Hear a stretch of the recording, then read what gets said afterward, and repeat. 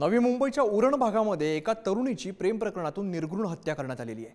चेहरा आणि गुप्तांगावरती जखमा असलेला आणि हात कापलेला असलेला मृतदेह सापडल्यानंतर उरणमध्ये संतापाची लाट उसळलेली आहे। संतापलेल्या स्थानिकांनी उरण पोलीस स्टेशन बाहेर आंदोलन केलेलं आहे। हा प्रकार लव जिहादचा असल्याचा आरोप सुद्धा करण्यात येतोय। दरम्यान या प्रकरणामध्ये संशयित आरोपी दाऊद शेखचा शोध पोलीस घेत आहेत। जोपर्यंत आरोपी सापडत नाही तोपर्यंत उरण बंद झालाच पाहिजे। आता महिलांना फिरणं सुद्धा कठीण झालेलं आहे। पळून गेलेला दाऊद शेख त्याचं नाव आहे ना, त्याला 2 दिवसात अटक झाली पाहिजे। उरणच्या पोलीस स्टेशन बाहेर जमावाचा संताप हा असा पाहायला मिळत होता। उरणमध्ये 22 वर्षीय तरुणीच्या झालेल्या निर्घृण हत्येनंतर स्थानिकांचा संताप पाहायला मिळाला। उरण शहरात एनआय हायस्कूलच्या समोर राहणाऱ्या तरुणीची क्रूरतेने हत्या झाली।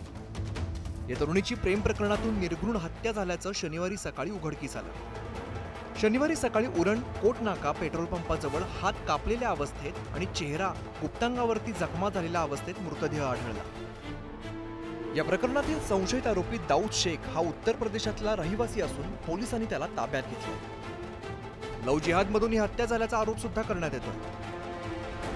आरोपीला तात्काळ अटक करण्याची मागणी संतप्त जमावाकडून करण्यात येत होती।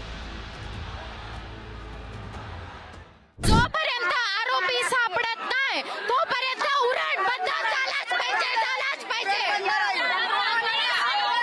आणि आमदारांना पण हजर करा। आम्हाला आमच्या सिक्युरिटीचे प्रश्न त्यांना विचारायचे। नातेवाईकांकडून सांगण्यात आलं का लोकेशन मिळालं आहे, तुम्ही जा। खरं म्हणजे पोलिसांची जबाबदारी आहे ती, आणि त्याला 24 तासाच्या आत अटक झाली पाहिजे होती। खूप अन्याय झालेला आहे। आता महिलांना फिरणं सुद्धा कठीण झालेलं आहे। पळून गेलेला दाऊद शेख त्याचं नाव आहे ना, त्याला 2 दिवसात अटक झाली पाहिजे। काही करून त्याला फाशी झाली पाहिजे, कारण हा उरणमध्ये पहिली घटना आहे। आणि सगळ्यात महत्त्वाचं म्हणजे जी आपण मिसिंग कंप्लेंट दाखल करतो त्या मिसिंग मध्ये पोलीस हे कधी गांभीर्याने घेत नाही। हत्या झालेल्या तरुणीच्या मैत्रिणीही घडलेल्या प्रकारानं हादरलेल्या।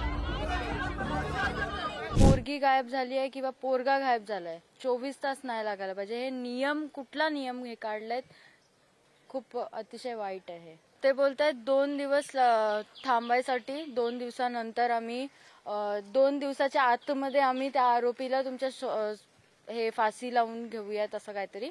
आणि त्यानंतर जर 2 दिवस नाही भेटला तो आरोपी, त्यानंतर घरचे आणि आम्ही तिकडे उपासनाला बसणार आहोत। तर आमची सेफ्टी कुठे आहे? उरणमध्ये एवढूसा उरण आहे ना, रेल्वे स्टेशनवरती पोल स्ट्रीट लाईट नाहीयेत ना, सीसीटीव्ही कॅमेरा नाहीयेत, तर हे करताय काय? शनिवारी हत्याकांड उघडकीस आल्यानंतर सर्व स्तरातून निषेध व्यक्त करण्यात येतोय। या घटनेची माहिती मिळताच उरणचे आमदार महेश बादली, भाजपाचे पदाधिकारी, महिला संघटनांच्या प्रतिनिधी या तरुणीच्या न्यायासाठी सरसावल्याचं पाहायला मिळालं। आरोपीला फाशीची शिक्षा देण्याची मागणी जोर धरतेय। उरणच्या माझ्या त्या भगिनीवर त्या जिहाद्याने जे अत्याचार केला, जो सूड उगवला, धर्मांतर केलं नाही म्हणून तिची अशी अवस्था केली आहे, त्या जिहाद्याला जी काय शिक्षा द्यायची आहे ते आमचं हिंदुत्ववादी सरकार आणि आमचे गृहमंत्री हे कुठेही कमी पडणार नाही, एवढा मला ठाम विश्वास आहे। ही तरुणी बेलापूरच्या एका कॉल सेंटरमध्ये काम करत होती। 25 जुलैला ती घरातून बाहेर पडली, मात्र पुन्हा परतलीच नाही।